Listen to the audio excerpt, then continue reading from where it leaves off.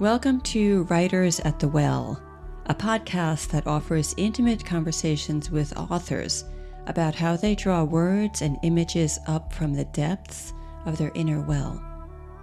How do they move into a flow state? Do they meditate? Walk in nature?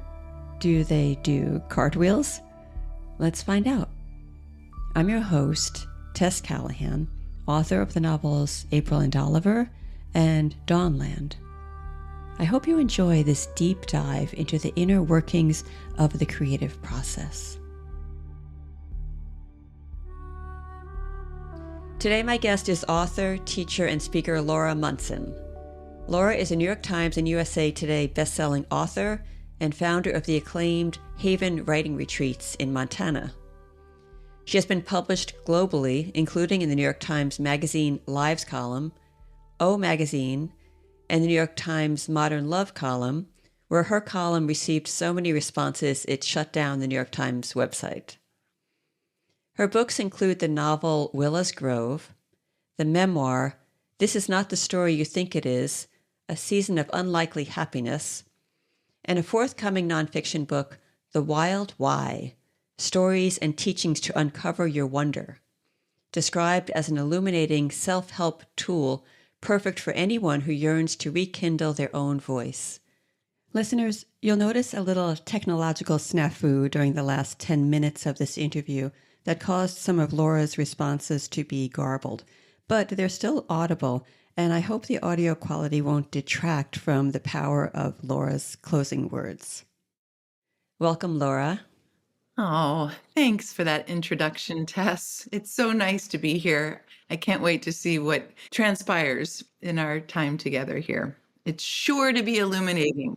It's such an honor to have you here. I'm a great admirer of your work. And there are three broad areas I'd like to talk about. So your writing process, your writing itself, in particular, your forthcoming book, The Wild Why, and also your Haven Writing Retreats. So if you don't mind, I'd like to start with your process, which you have described writing as a meditative walking trance. I wonder if you can say more about that. I love meditative walking trance. I actually say waking. But waking trance. I kind of like walking now. Meditative walking. That's because I couldn't read my own writing, Laura. I love that. Spoken like a true writer. A meditative walking trance. Okay, so I call writing a meditative waking trance, and some people call it flow state. And if that seems too lofty for people, you can think of it like this. It's like anything that we do where we lose track of time, where suddenly, we sit down to do something and it's 3 hours later. And a lot of writers have a hard time sitting down at all, and especially sitting down for a long time. For me, it's the other way around. And it's not necessarily healthy, and it's not necessarily something that I advise to my students and clients, because I'll sit down and lose track of 8 hours and forget to move. Writing is brutal on the lower back. And often when we're writing about things that are difficult, I'll notice that I'm holding my breath, or my shoulders are up in my ears, or I'm kind of hunched over fetal protecting, my organs. And it's so important to move around as a writer.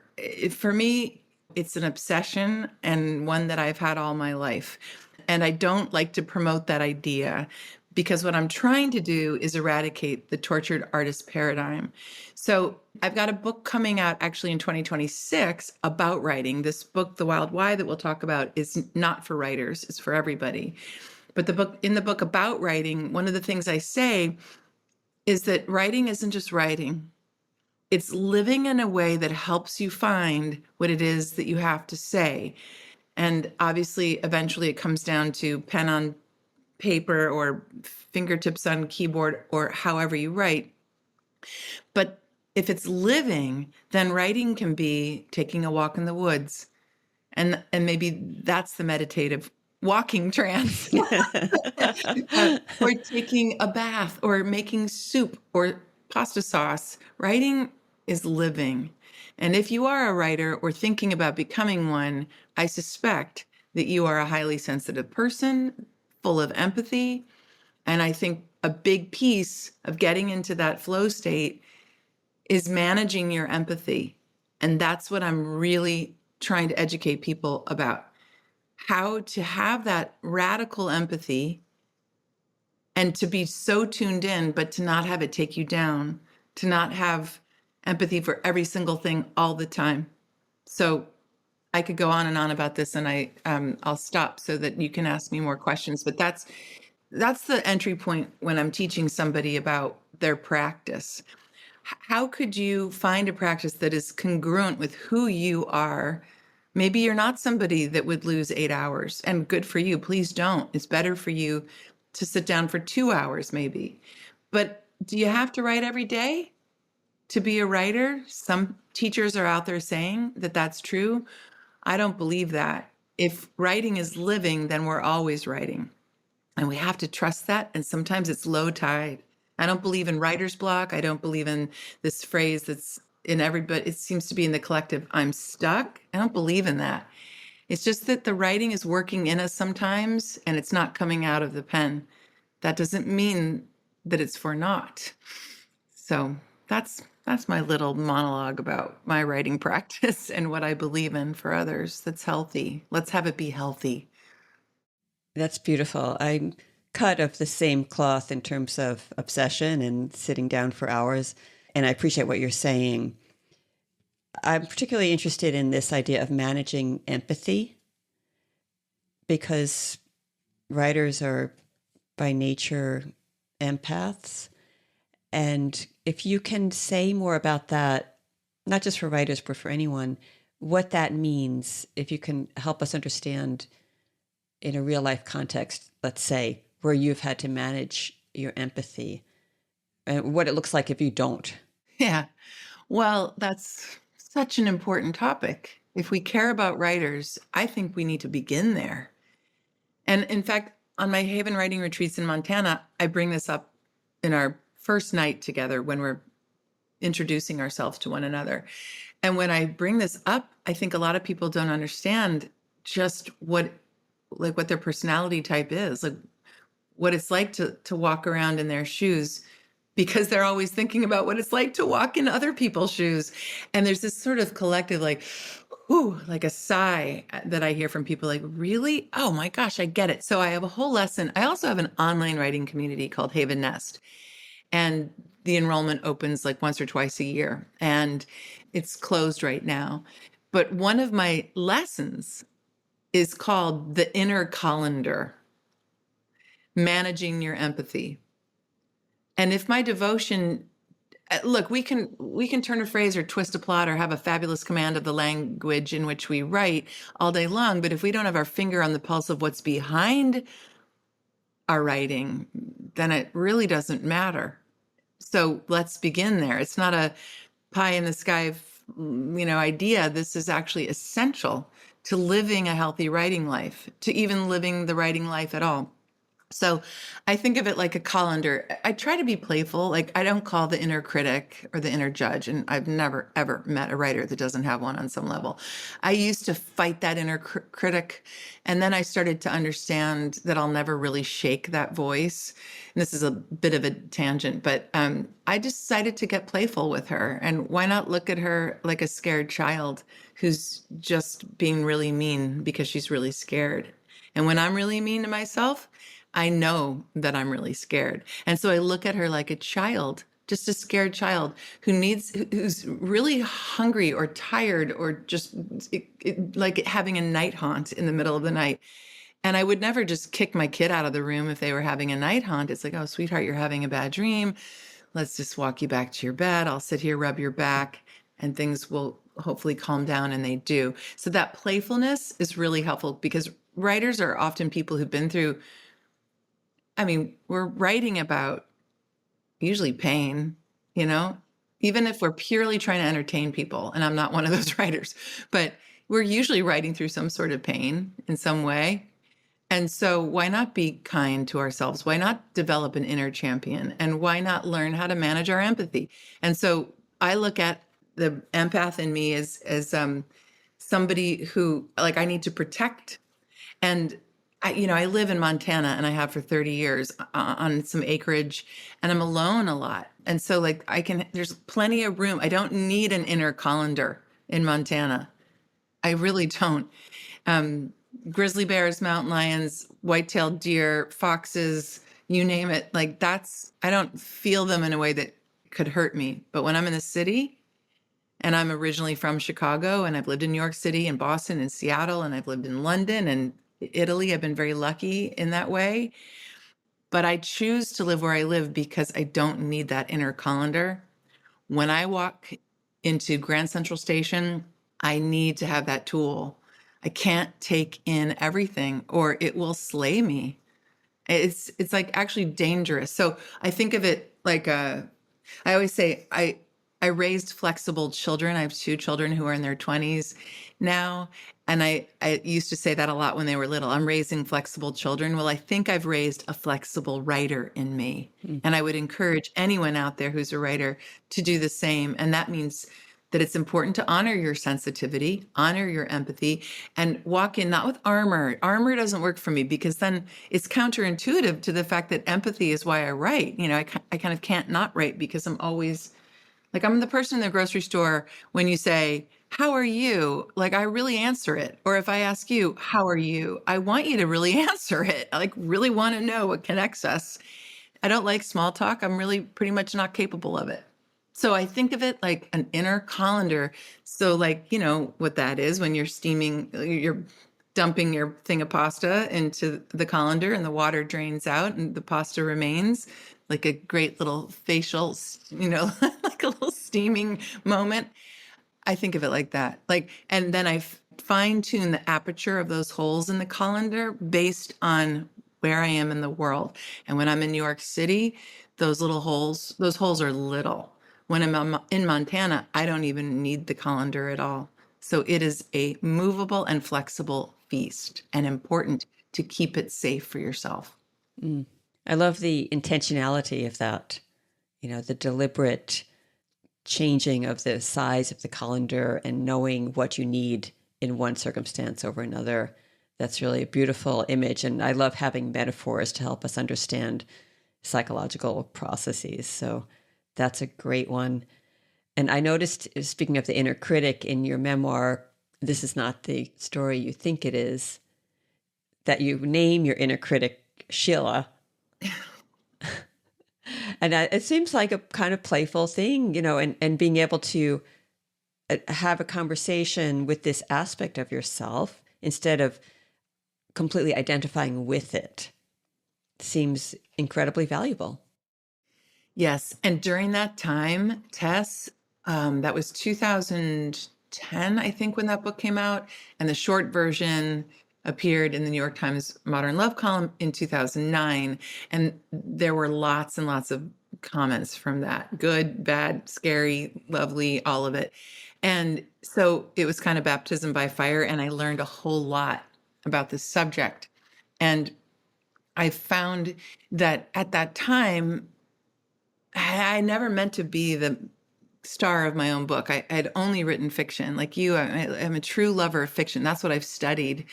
I've written many, many unpublished novels. One is published, Willis Grove, but many are, like 24 of them, I think. Maybe 8 of them are good. The rest were, I think, exercises in learning. But in that book, the memoir that a lot of people read, and it helped a lot of people, and it was published in 8 countries. So I got to hear from people from all over the world. It was fascinating, talk about empathy and curiosity. But during that time in my life, I was trying to tune in. It was a marital crisis in which I was dealing with rejection, and writers deal with rejection. And that's just a part of how we live our lives. And then we self-reject all the time. And, what usually the voice in our own head is much more cruel than the voices that come out of people's mouths. And so to be playful, I named her my evil twin sister, Sheila, and the book was the best-selling book in Australia, and that's a very common name there. So I don't know where I came up with Sheila, but it was just something that was a way to be playful. But at the time, I did not have that awareness yet. I learned it promoting that book in all those countries that I'm probably never going to shake her. So at that time that's depicted in the book, I called her evil. It was like, put up your dukes. How dare you talk to me like that? Most of us wouldn't speak to our worst enemy the way we speak to ourselves in our own mind. And I was really becoming aware of that for the first time in my life and learning about my thought patterns and investigating how they serve me and sabotage me. That's what that book was really about. It was about emotional liberation, no matter what's going on in your life. But since then, I have a different way of thinking about it, which I already expressed. I look at her now like a scared child who knows just what to say to break my heart. And she's had a lot of practice. But the reason why I do that is not only because I know I'm not going to shake her, probably, but because her voice is actually valuable to me. Mm-hmm. She's sometimes protecting me. She's not necessarily bad or wrong. And also, even though she might be, and all writers have this voice, and even though that voice might be a product of different people and institutions in our lives, we still co-create with that voice when we invite that voice in. We are inviting that voice in. It's not just landing in our heads. That's habituated thinking, but we still co-create. We still invite that voice into the prime real estate, if we want to. I kind of hate saying the word real estate around writing, but of our minds. So why in the world would we fight that voice? Because that means we're fighting ourselves, and that doesn't work. So that's when I started to get playful with her. And now I just look at it like, oh, you're really mean. That means you're really scared. I can find empathy for you and love for you. And it's time for you to go to sleep and take a nap so that I can do my work. Very liberating. It is. And I love how your relationship to her has evolved over time and how you've befriended her and value her. That's like a very empowering integration of some aspect of you. Yeah. I really appreciate your talking about that.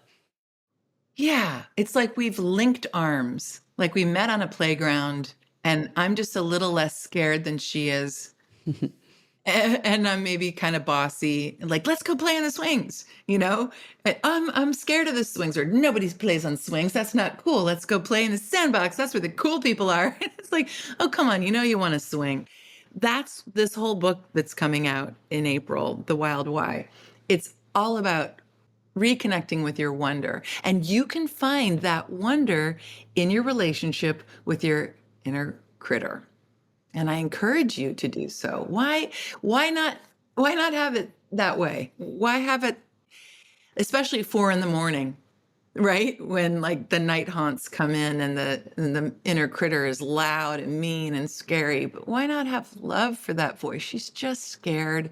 You can develop an inner champion too. I've learned though that you don't have to morph her into the inner champion, but the inner champion and the inner critter, they can link arms and the three of you can go off into the sunset and have some fun together. That's great. So can you tell us more about The Wild Why? Oh, I'd love to. Yes. I'm excited to be on your podcast because this is one of the first times I've spoken about it. And I know that starting in April, I'll be doing lots of talking about it. And so to me, this is a pretty pure, not that it won't be pure then, but it's pretty raw because I don't believe in like memorizing talking points. I also think that because there's writers out there in your audience, listeners, hello, fellow word wanderers. That's what we are, word wanderers. I wrote this book for anybody who has this story in their head, and that is, I'm not creative. And I was walking around the woods one day and I thought, I'm so sick of hearing that because again, let's go back to the playground. Nobody is sitting in the sandbox being like, I'm not creative. It's like, what can we make? Can I have that shovel? Can we dig that hole? And so we're born with wonder. And I sat down on a tree stump in the woods behind my house because I thought, I'm so sick of hearing people at my speaking engagements or during my retreat or when I'm doing a book signing and people say, I want to write a book. I've got a book in me, or I want to write. And then all the refusals happen. Who do I think I am? Somebody already did it better than I ever could. I don't have letters after my name. The same things I hear over and over again. And I thought, this is a story that we have learned along the way. The child in you knows that you're creative. And sadly, I think a lot of us are slotted into roles at a very young age. You're creative, meaning you're artsy or something, or you're a jock, or you're a brain, or you're beautiful, or whatever it is. It's a disservice to slot children.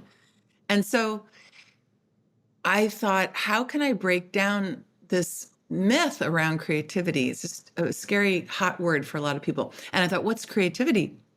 And then I thought, well, I think creativity is actually wonder. And then I thought, well, what's wonder? Because that word might be even more scary than creativity. Because nobody's like, well, you're wonderful as a child. It's, that's not something that we hear.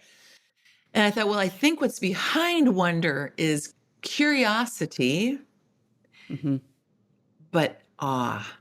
And awe really has me right now. Like awe feels like it's like chasing me down the street, like it's after me in a loving way. Because I think in our society, we're pretty good on curiosity. It's like, oh, there's a rainbow. Wow, what makes a rainbow? Suddenly we're not looking at the rainbow. We're on Google asking what's a rainbow, what makes a rainbow? And then we're down the rabbit hole of that. And now we're buying boots, or Christmas presents or holiday presents. But if you really hang out with awe, that means you sit and you watch the rainbow and you can be curious about it, but you're actually beholding it. And I remember when I lived in Seattle, there was so much rainbow weather all the time. And I remember thinking, if I ever don't stop to look at a rainbow, there's something like I need to check into that. And that's awe. And I don't think our society makes room for awe enough. And maybe that goes back to the meditative waking trance. Maybe there's like, have you ever spent an afternoon or just watching birds? One bird?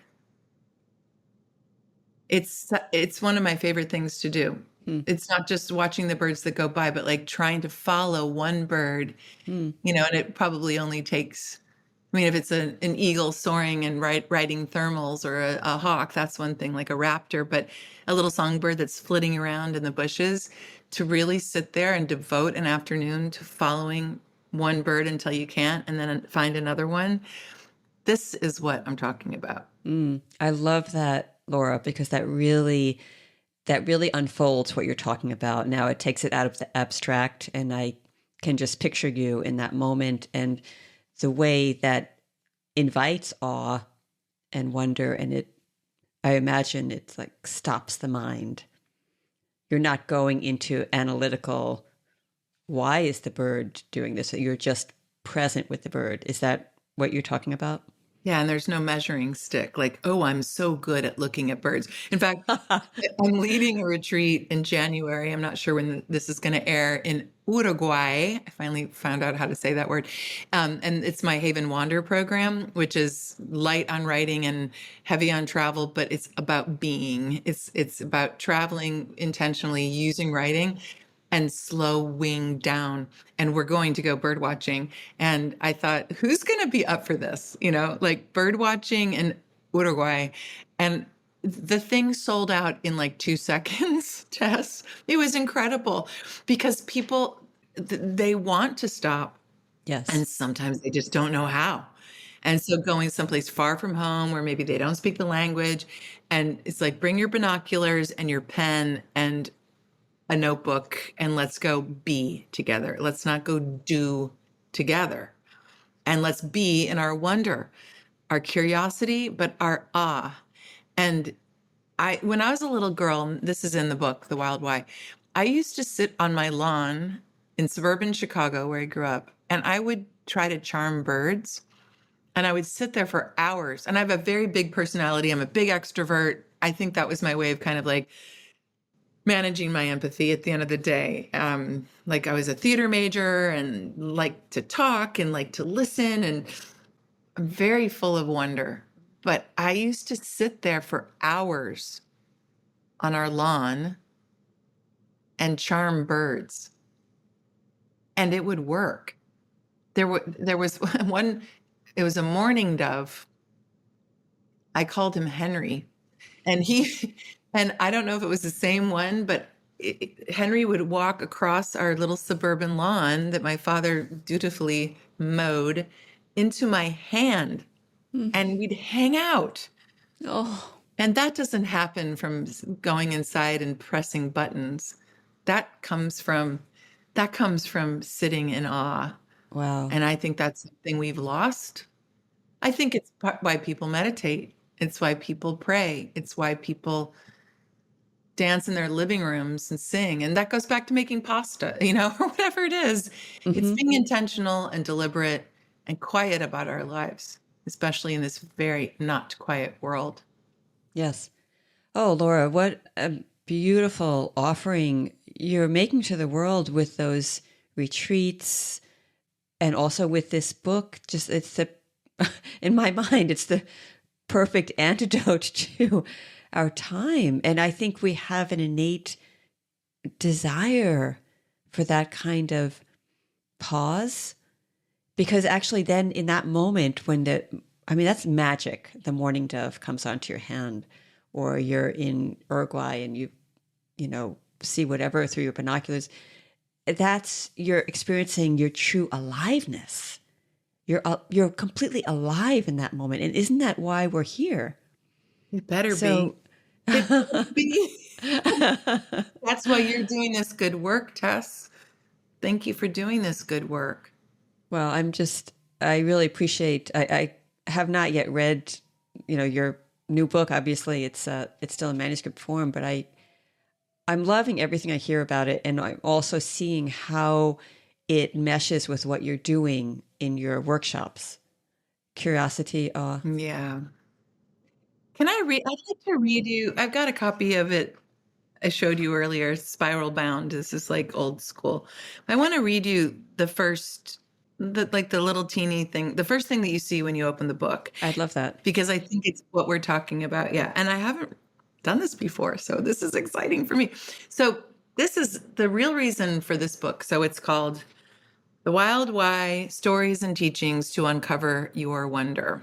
Originally, it was called The Wild Why: Stories and Teachings on the Wilderness of Wonder, but that was too cryptic. So To Uncover Your Wonder is where it landed. So see if any of you listeners out there, and you, Tess, can relate with this. This is from my 4th grade journal, because we're talking about self-expression here, whether it's verbal, written.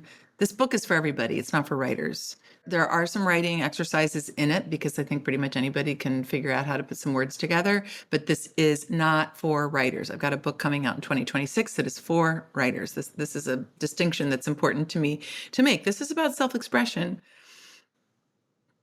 My 4th grade journal, this is what I wrote. Makes me want to cry. Hopefully I will not cry right now, but if I do, I feel safe. You're allowed. Yeah. This is a big moment. I haven't read this to anybody. Okay. I talk too much. I ask too many questions. I cry too easily. I laugh too loud. I'm too sensitive. I'm not sure what that means. And I feel bad about all of it. Laura Munson, 4th grade journal. I talk too much, ask too many questions, I cry too easily, I laugh too loud, I'm too sensitive, I'm not sure what that means, and I feel bad about all of it. 4th grade. How old are we in 4th grade? I think we're 6 in 1st grade, and I can't do math, so a little bit like under 10. 10, yeah. 9, 10, yeah. And I have a late birthday, so late August. So like that was the call to action to write the whole book. Yeah. And I've worked with over 1,000 people in my retreats, which you've mentioned, and I feel like almost every single person who's ever come has their own version of that. Somebody hurt them, in many cases badly, for their self-expression. And so why in the world would we ever express ourselves? It's courageous Mhm. to write books and to even say how we really are instead of, I'm fine, how are you? Oh, enough about me. This book is about, in it, I say in the introduction, it's like, in this book, and I'm scared, believe me, I'm scared because that's my oldest childhood wound, that you're going to hurt me for it. But in this book, I'm going to talk too much. I'm going to ask too many questions. I'm going to cry. I'm going to laugh, and it's going to be loud, and I'm going to be sensitive. And I now know what that means. And I'm not going to Mm, feel bad about all of it. mm. And that's why I hope this book lands in so many people's hearts. It scares me because it's very transparent, but it's not an info dump or a trauma dump. I call it a teaching memoir. So it's got personal stories, kind of like I'll hold the torch, let's go into the wilderness together in wonder. But like it's not like 10 easy steps and tips and tricks and follow this recipe. It's just let's return to what we knew as children. Yes. Even if we were abused, we still know what wonder is. It's in us, and I don't believe it can die. Hmm. Yeah. And there's such a universal quality about that, Laura. What we know, let's say when we're, 6 years old with the crayons and nothing can stop us. We sit down, we know exactly, and no one has to tell us when it's done, when we put the crayon down, it's just there. And then until from there to that fourth grader who's feeling like, I'm too this, I'm too that, there's some damaging thing that happens in the process. We could put a lot of names on it, but I think there's a universal quality to that. I think most of us have experienced that. And so the intuition that is essential to us. I mean, this book is about intuition, right? And it's in our nature to trust our intuition. And then somehow we come to stop believing our intuition. And then it's to regain it is the call, right? To begin to trust again. Absolutely. And to even hear it, to even hear our intuition. And what does that even mean? I mean, I totally agree with you. I have a whole section, like part 4. I should probably know these things about my book, but it's written in 4 parts. And the first one is Wonder Wounded. The second one is Wonder Challenged. The third one is Wonder Lost. And I still don't believe that you can really lose it. And the fourth one is Wonder Found. Mm. But Wonder Found is all about tapping back into, and it's about 100 pages, your intuition, because it's there. Mm-hmm. It's not, intuition and wonder are not going to leave you. You just forget about it and be kind to yourself because it's a survival mechanism in our world. However, intuition is not just a frilly idea, it's vital. And so is wonder, because I make a case in this book for wonder being what we need to continue our civilization, because wonder is all about empathy. And if we don't have empathy, forget it. We're done. That's it. Yes. And do you think that the ancient civilizations were sitting around thinking like, oh, wonder's like a frilly idea, now get back to work? It's like, without wonder, how would they know when to plant or harvest or, Right. They were looking at rainbows, not just like, oh, that's so beautiful, now I need to get back to work, or I'm so pissed off because I'm stuck in traffic. It's like they're looking at it like trying to understand all of what this is. Yes. This heartbreaking and beautiful thing called human existence, and the connection with the land and the cosmos and all of it. This is why wonder is vital to our survival. Yes. And this is something that I feel like I can't wait to talk about this for the next few years and to hear people's opinions. Like, I'd love to hear yours, because I think somehow it's gotten into the strange compartment of being kind of, I don't know what, like just not accessible to everybody. It's accessible to every single person. Yeah. And it's vital. I don't know. What do you think about wonder, if I might throw a question to you? Well, I think this is a book for our time right now, Laura. I mean, the loss of wonder is counter to the very nature of our species, I think. And I've heard this one theory about our planet in particular, the Earth, is unusual in the sense that we have an atmosphere that it's not completely cloud covered. We can see the cosmos. We can look out into space. And so we have this capacity to imagine. And our ancestors for millennium have looked without light pollution and, they have looked into that space and used it to guide them literally, to navigate. And I think in modern times, we, for one thing, not seeing the night sky, which you probably do see the night sky in Montana, but for most of us, that's a real luxury.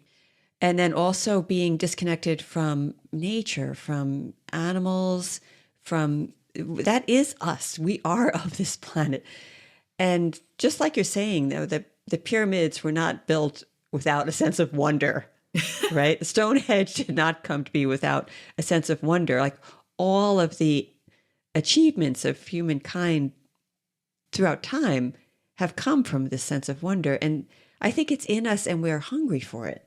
And that hunger is going to express itself. If we don't find healthy ways to reconnect with wonder, then it emerges as disease and problems in our culture. So I agree. I really appreciate what you're doing with this book and inviting us to reconnect with wonder, awe, and intuition, which I think can feel daunting. I think I'm sure there are listeners out there who feel like, well, I'm not connected with my intuition.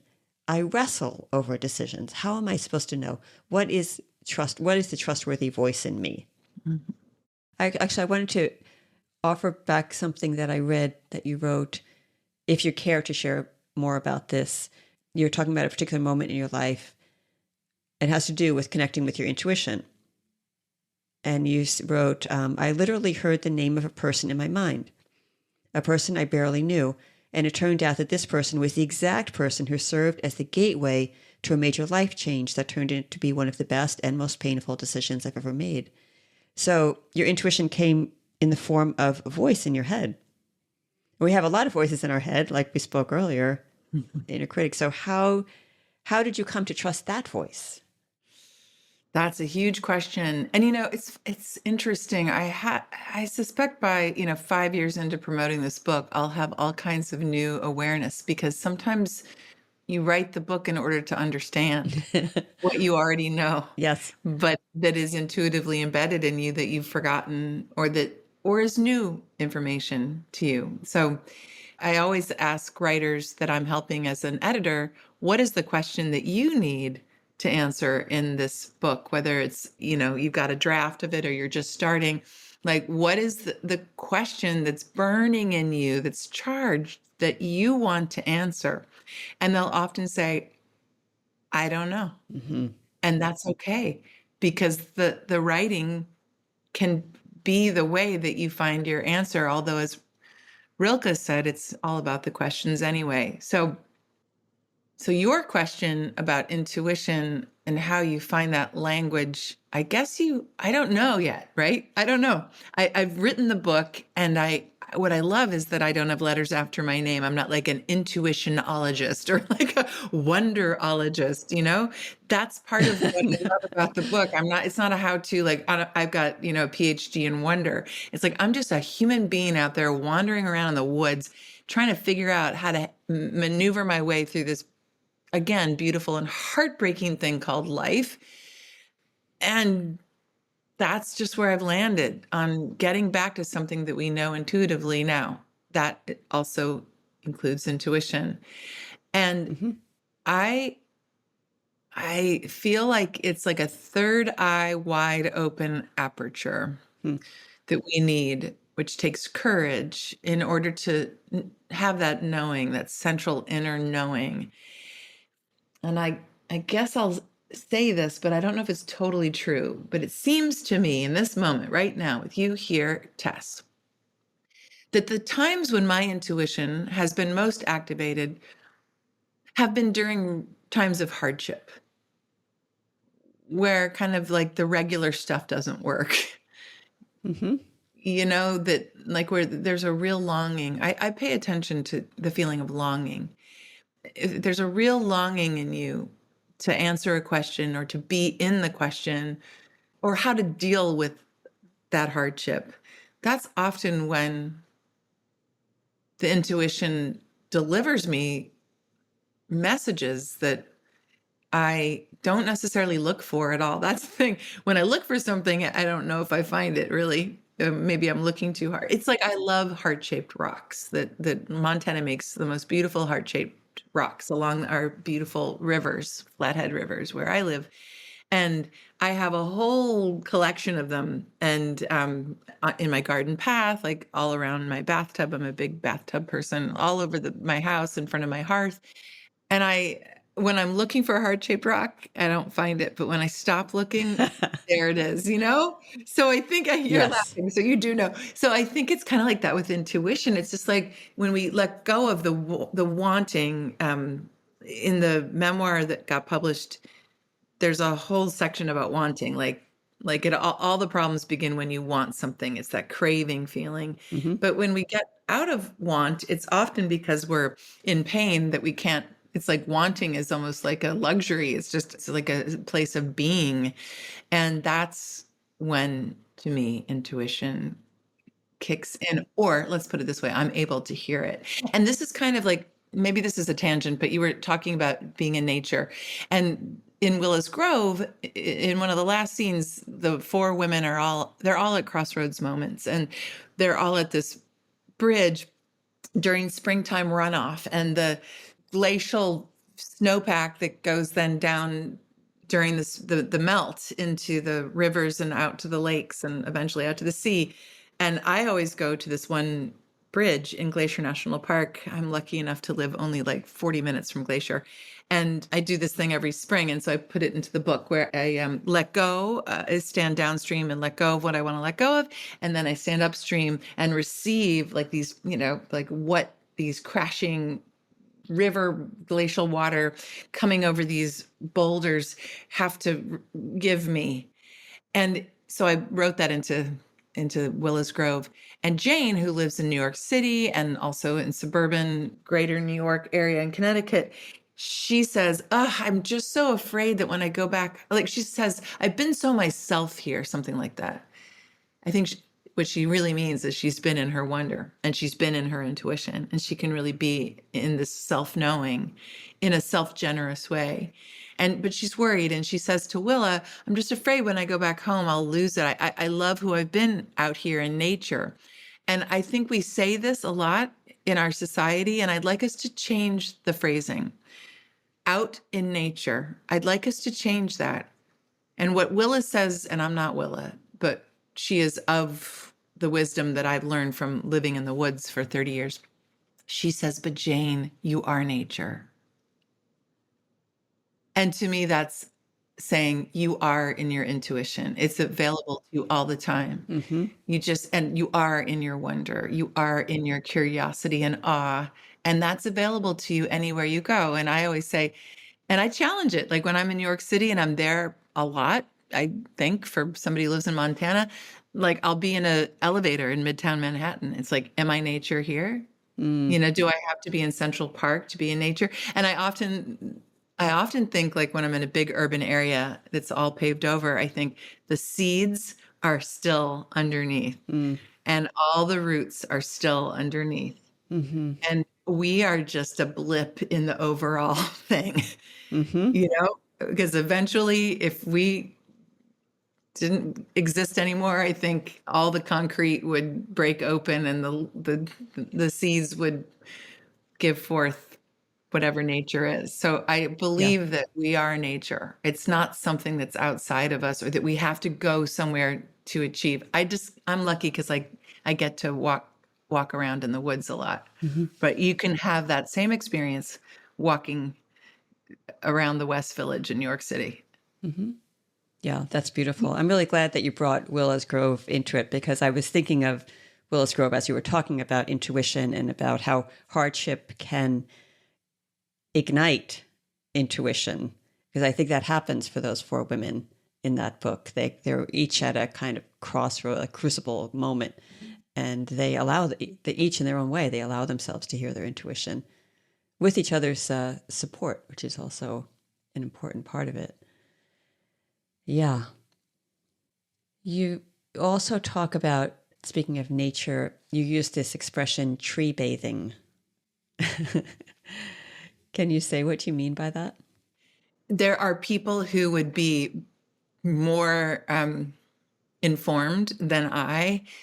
It's an actual thing, tree Oh, bathing. it's like forest bathing, like that. Yeah, okay, gotcha, yes. And I believe it's practiced in China. I don't know. I don't know. Japan, yeah, yeah. In Japan. But I it's funny, you know how you live your life and then somebody says, "Oh, this is what you're doing." It's a thing. It's called this.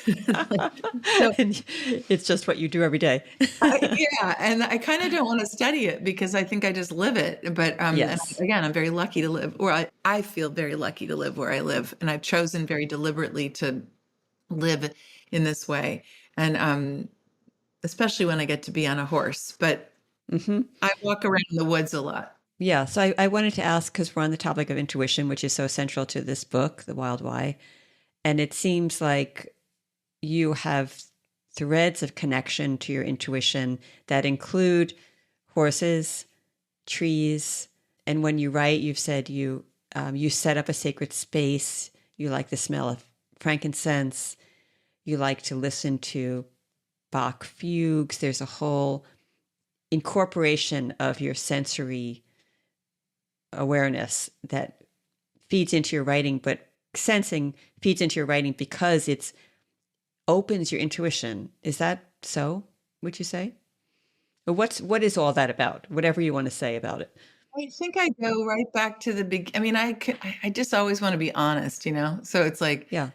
and I know you're that way too. And the people who are listening, we're people who are seekers and not. We don't go cheap for the 5 easy steps thing. Hmm. So I've never been good with bullet points. My bullet points are like a chapter.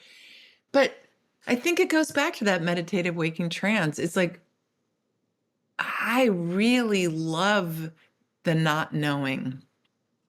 I guess some people call it the middle place, Mm. or like the thin place. There's a chapter in this book called The Thin Place that happens in Ireland when I go to a circle of ancient stones. And I mean, it was the most powerful experience I think I've had without, in quotes, meaning to. I was supposed to go to this other place. I thought that that's where I was going to go, and it didn't end up happening. And I instead ended up in the circle of stones. It wasn't like a famous place at all. But it was, ancient. And I had this huge thing happen to me there. And well, I mean, it's going to sound kind of, well, I'll say it. I mean, I heard this groaning sound, this like deep groaning, like primordial groaning. And I've heard that sound in a few places in my life. And it's when I'm not looking for it, and it's almost funny because like when I am looking for this connection with whatever it is, the divine, or yeah, fill in the blank with what that means to you, it doesn't happen. Whatever that it is, that feeling of connection, that feeling of oneness, wholeness, collective we, big W, little w, all of it. But when I'm not trying, that's when I hear it. So is it intuition? Is it connection with all of it? Like for me, writing is, if we believe in the divine, whatever that means to you, I have said, and I'll say it here because I feel safe here saying this. When I'm writing, it's the closest that I have ever gotten to co-creating with the divine. I gave birth to 2 children, and those were the other 2 times. When I'm on a horse, I go into that place because I'm co-creating with another being that has the ability to kill me or save me, and so I'm totally in the present moment. The horses, if anyone out there is a horse person, like that you have got to be in the present moment to be safe on a horse and to have fun on a horse. And I really like to go fast on a horse in the woods in Montana, alone usually. So in that circle of ancient stones in Ireland, which is essentially where this book, The Wild Why, ends, I heard that sound and I came upon it really kind of quite by surprise.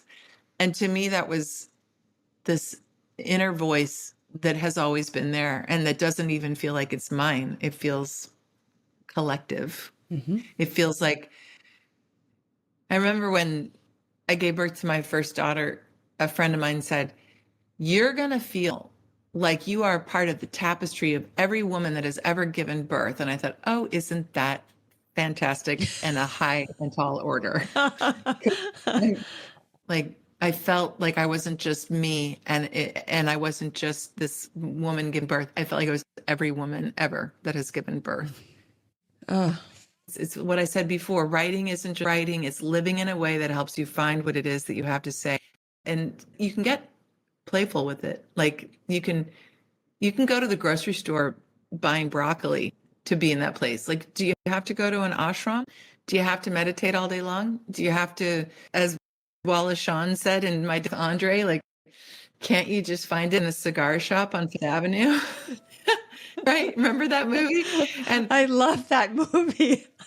I love that movie too. I read the screenplay when I was like 19 years old, and I was like, yes, this is my kind of movie. Remember, like Andre climbs mountains and then he gets buried alive, and they're sitting lunch and somewhere in New York City, and then at the end, Wally, he just is like, yeah, but like, can it just be that your wife makes you a cup of coffee in the morning, and it gets cold, and you go down the street and you get a cigar, in the cigar shop, and it's like what I call the holy mundane. Yes. Because 9% of our existence. So I'm all about receiving the gifts of the holy mundane, and I write about it a lot. Oh, wow, Laura. Wow. That went all over the place. Oh, You can edit that all out. No, it's really moving. I just feel profoundly moved. I actually I just watched My Dinner with Andre again recently. I love that movie. And I also recently, last year, had an amazing experience in a stone circle in Ireland. But I think the point that you're saying is the not looking for it, like the pure openness. Like when you're looking for the heart-shaped stone, then you don't find the heart-shaped stone. And what I want to honor in everything you're saying is your astonishing comfort with the unknown. I think it's very unusual. I think most of us, we like to say it's this or it's that, which can actually mess with our intuition, I think. And everything I hear you saying and what invites in these moments for you, like the moment in the stone circle, is the kind of openness to the unknown, and then the groan and the sense of channeling and how that is no different than making pasta and riding an elevator in New York City. And I'm a very deep claustrophobe. So for me to get into an elevator is a big thing. Maybe that's true. Thank you. I just learned some about myself, Tess. Thank you. Maybe that's what it is. My relationship with the unknown is something that I've been fostering all my life, to the exclusion of the people in my life support of that. And maybe I've always said, like, I like to look down the dark alley, but you're right, not like most people. Mm-hmm. And that doesn't mean that I'm not scared of it. So maybe it's early on, and this is in the book too, organ fugues. I was lucky to there in Boston, stained glass windows are Lafarge and Tiffany's, and I was just the organ was test driven by Handel himself, and I was so lucky to be able to sing in all those requiems and Handel's Messiah and all of that. And as a 20-year-old writing her first book, and the choir director who died last year, and he touched so many people's lives. His name was Brian Jones, and he's in this book. And we sat there one time, and he was playing those fugues, just the two of us, like late night. He had the key, and we used it. And he was full of so much wonder. And he said, it all comes down to two things. And I said, I think I know what they are, Brian. I was 21. And he said, what? And I said, fear and love. And he said, yep. And then we both at the same time said, love is greater than fear. And love will win out. But I think that's what we're talking about, that inner critic. But to me is a perfect place to land our conversation from my end, at least, because that's it. Love is greater than fear.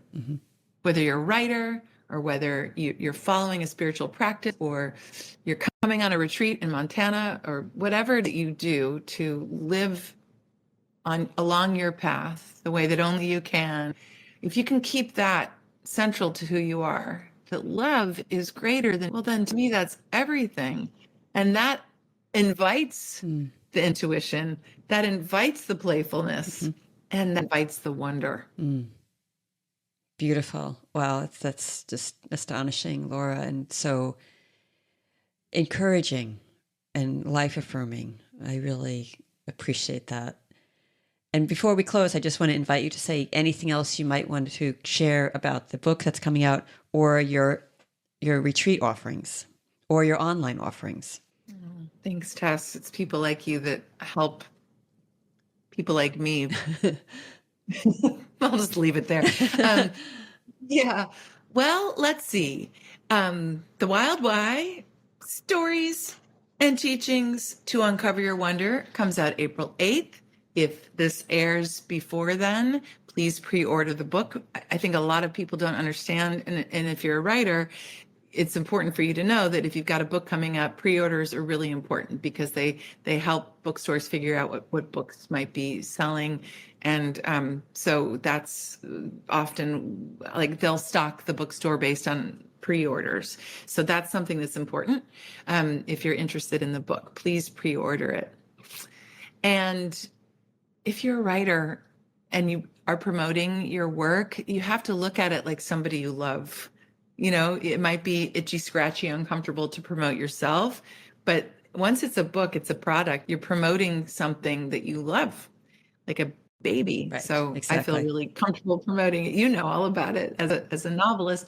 The retreats are exquisite.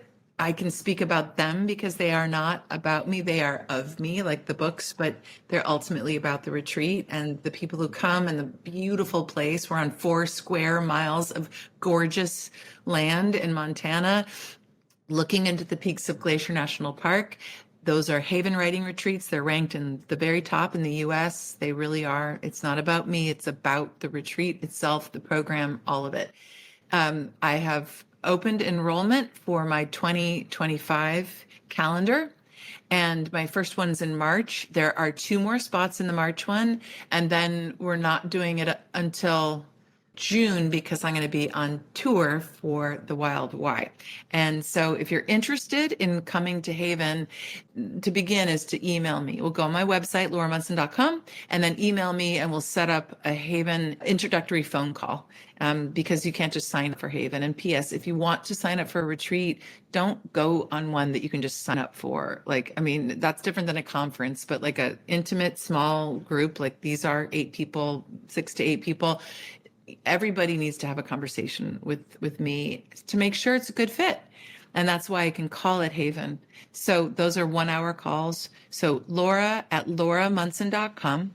Laura at lauramunson.com is how to find me, or you can go on the website and then there's, you know, a professional email. I get those too, but my personal one, Laura at lauramunson.com, get on the phone, talk about it. And Haven really meets you where you need to be met. And then the book tour is going to be April, all on the road, April and May. And I'll be mostly on the East Coast and Midwest in April. And then in May, I'll be West Coast and then down in Texas and Southeast. So I hope to see you on the road. Thank you, Tess. Thank you for what you're doing. Oh, it's such a pleasure. And I think you also Zoom into book clubs. Is that something you offer? Oh, sure. Oh, because yeah. that strikes me as a perfect book club book, The Wild Why, because it's just a book for our time, and who can't relate to this, honestly? So it seems like a very rich book for conversation. So since I noticed that on your website, I'll just toss that in. Oh, yes. Do you want me to zoom into your book club, or even if out on the road, I'm going to be leading like 1-day retreats and stuff about wonder. If you want to bring your whole book club there, there's a whole world of possibility. I'll be sending out lots of information. So, and I promise I don't pepper your inbox with unnecessary emails. So if you're interested in all these things, then just sign up, go on my website, lauramunson.com, and then you'll be getting updates about where I am and what I'm up to. Yes, I can vouch for that because I've been receiving your newsletter for years, and that's how I know about you, and I followed your work and read your work, and I love getting your, unlike many other things I get in my inbox, I love your newsletters. Uh-huh. And I think you're also on Instagram, you're on Facebook, and you're on Substack, right? Yes, thank you for that. I love Substack. Substack is great for writers. Real readers and real writers are on there. Mm-hmm. And it feels like I'm in integrity over it. Don't you feel that way? Yes. I mean, Substack, it's not just like, write something in 300 words. It's like, it's okay if you go for, like, my sweet spot for an essay is 2,500 words, and I'm happy to put it on Substack. Mm-hmm. And Substack, it's called Wonderings with Laura Munson. Facebook, business page, personal page, Instagram, I'm active on. I'm very visual, so I love sharing photos of my Montana life, and and the smiling faces at your retreats. Yeah. And those are real. Yes. I mean, they are real. Yeah. We take those photos on Saturday night. So they've been there from Wednesday. By Saturday night, they're like, listen, any good retreat should kind of unbraid you a little bit, not have you come undone, mm-hmm. but unbraid you a little and then kind of braid you back together mm-hmm. again. And so those smiles come from the feeling of, I think, being braided back together again. Oh, what a beautiful image. Well, Laura, one of my many takeaways from this conversation is that love is stronger than fear. And I think that's just threads through all of the work that you do in your writing, in your living, in your retreats. And I'm really just honored to have this conversation with you. So thank you. Me too, kindred spirit. May we all find our kindred spirits. Yes.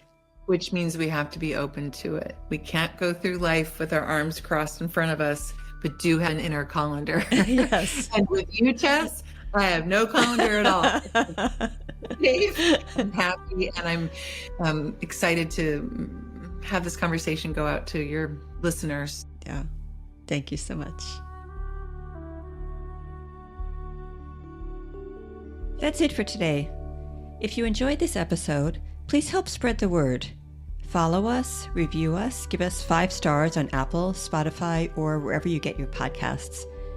And subscribe to our Writers at the Well Substack, where we offer short written interviews with authors on similar topics. Huge thanks to Christopher Lloyd Clark for the intro and outro music, and to Eric Fischer for his ever-patient and often miraculous audio engineering. And thank you for listening. See you next time.